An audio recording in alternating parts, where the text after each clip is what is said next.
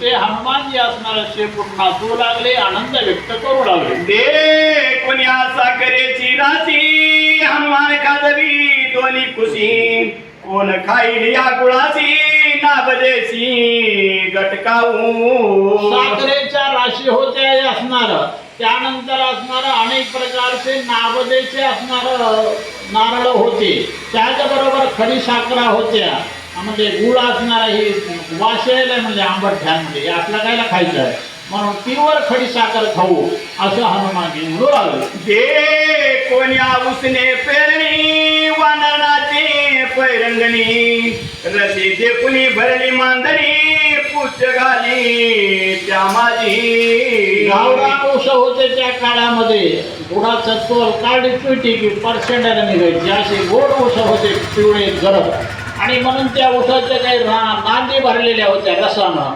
हनुमानजी त्या नांदीकडे पाहिलं, आनंद व्यक्त करू लागले, हा रस पिन मी असं म्हणू लागले. त्या प्रक्षाळने निर्मळ जळी बुध सांगे पुच्च्या जवळी भेटली अचानक बारी वनरवंदरी मग करू. त्यानंतर हनुमानजीने या ठिकाणी असणारा एक झरा होता, तोंड हात पाय धुतले, शेपटाला चुंबन घेतलं आणि शेपटाला गुज सांगू लागले. शेपटी ही आदिमाया शक्तीचं रूप आहे पार्वतीचं, आणि तिला बोलू लागले असणार. हे सगळं दृश्य मारलंय का असणार. आता आदिमाया शक्ती आपण दोघं जणांनी असणार सगळा अशोकवनाचा उपाडा करायचा आहे असं गुह्य या ठिकाणी हनुमानजी शेपटीला सांगू लागले. हनुमान पुच्छाची करी एकांत सीतेची पुसून या वृत्तांत मग या फळाची लावू हात तवरी शांत असावे. हनुमानजी शेपटाला गुह्य सांगू लागलेले आहेत. हे शेपटी माते आपल्याला या ठिकाणी सीतामाईला असणारे विचारायचं आणि नंतर त्या झाडाला हात लावायचा आहे, म्हणजे तिची आज्ञा घेतल्याशिवाय आपल्याला असणारे हात लावायचा नाही, नाही तर तुम्ही अगोदरच आकडे टाकून ओढता म्हणजे झाड सगळे शांत व्हा थोडा असं शेपटाला आज्ञा केली.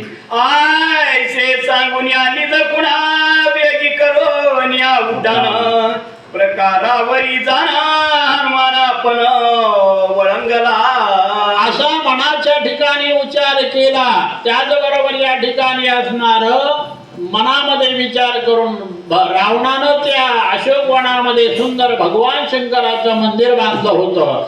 त्या मंदिरावर उंच अशा प्रकारची कमान होती. प्रकार म्हणजे त्या कमानीमध्ये हनुमानजी उड्डाण करून बसले. गणेशाय नमः, प्रभु रामचंद्राय नमः.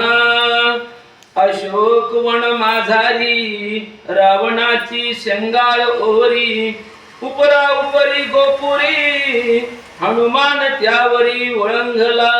त्याच अशोकवनामध्ये असणार श्रृंगार ओवरी म्हणजे भव्य दिव्य एक मंदिर विश्रांतीसाठी बांधलं होतं म्हणा.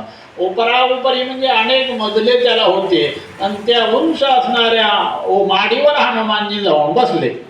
त्यावरी बैसोनी आपण अवलोकी अशोक वन नित्य वसंत शोभायमान सदा संपन्न फळ पुष्पी. ते भयंकर 7 मजली बिल्डिंग सारखं असणारा माडी होती, त्याच्यावर हनुमानजी गेले आणि त्या अशोकवनामध्ये नजर मारू लागले. नजर मारताना त्यांना 18 भार वनस्पती बहारलेली दिसू लागली.